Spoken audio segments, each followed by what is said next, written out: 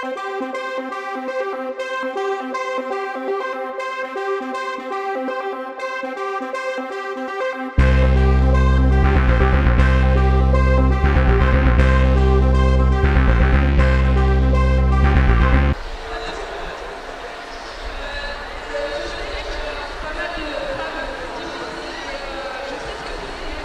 oui, tout à fait.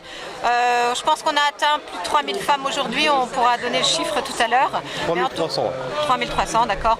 Donc c'est évidemment une réussite puisque on était prêt à accueillir toutes ces femmes dans de bonnes conditions. Seule la météo nous a joué un mauvais tour, mais bravo à elles parce qu'elles ont bravé cette météo et voilà, on les a accueillies correctement. Donc c'est évidemment une réussite parce qu'on est là pour faire passer un message d'espoir, un message d'information et de sensibilisation pour toutes les femmes qui n'ont pas encore fait cette démarche de mammographie. Donc on sait déjà qu'il y a des femmes depuis l'année dernière qui sont allées faire cette mammographie grâce à cette manifestation. Donc on est content et on va continuer dans ce sens. Fréquentation en hausse parce que c'était près de 2000 l'année dernière. Oui, alors 2141 femmes. Là, si on en a certains 1000 de plus. Donc c'est super, il n'y a pas d'autres mots. Là, il y a toute une équipe d'une centaine de bénévoles qui étaient présents sur le terrain depuis hier, 70 partenaires qui soutiennent la Ligue contre le cancer depuis l'année dernière et les 10 € que les femmes ont versés pour s'inscrire iront directement aux malades avec des soins de socio-esthétique, avec de l'activité physique adaptée, avec des secours financiers pour toutes les femmes qui sont dans la difficulté. Donc cet argent reste au comité des Vosges de la Ligue contre le cancer et ça c'est important de le rappeler. C'est 12 000 décès par an ? Et oui, encore 12 000 décès parce que voilà, il y a encore des femmes qui justement négligent un peu leur santé, ne font un peu la politique de ne pas aller se faire dépister. Mais je le rappelle, la mammographie, c'est s'assurer que ses seins vont bien.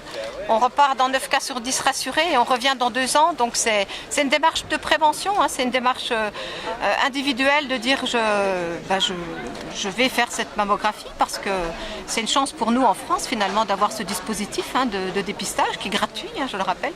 Donc ça coûte rien aux femmes, juste un rendez-vous et puis prendre un petit peu de leur temps pour s'assurer que tout va bien. Est-ce que vous planchez sur un autre lieu de départ par rapport à la mobilisation qui s'accentue d'année en année ou c'est pas du tout dans les cartons? Non, l'idée c'est quand même de rester au centre-ville. Donc ça après je ne suis pas la seule à décider bien sûr, nous sommes les organisateurs, mais je tiens à signaler quand même que nous avons un partenariat privilégié avec la ville d'Épinal et c'est vrai qu'avec la ville, les services de sécurité, c'est aussi cet aspect-là qu'on a pris en compte cette année plus que l'année dernière, malheureusement en raison des derniers événements. Donc notre objectif c'est quand même de rester à Épinal et cette place-là, elle est formidable. On a un village rose qui était rose de rose tout à l'heure et qui va revenir tout à l'heure encore plus rose. On va pouvoir offrir aux femmes un petit peu de quoi se restaurer et on n'aimerait pas quitter cette place, honnêtement.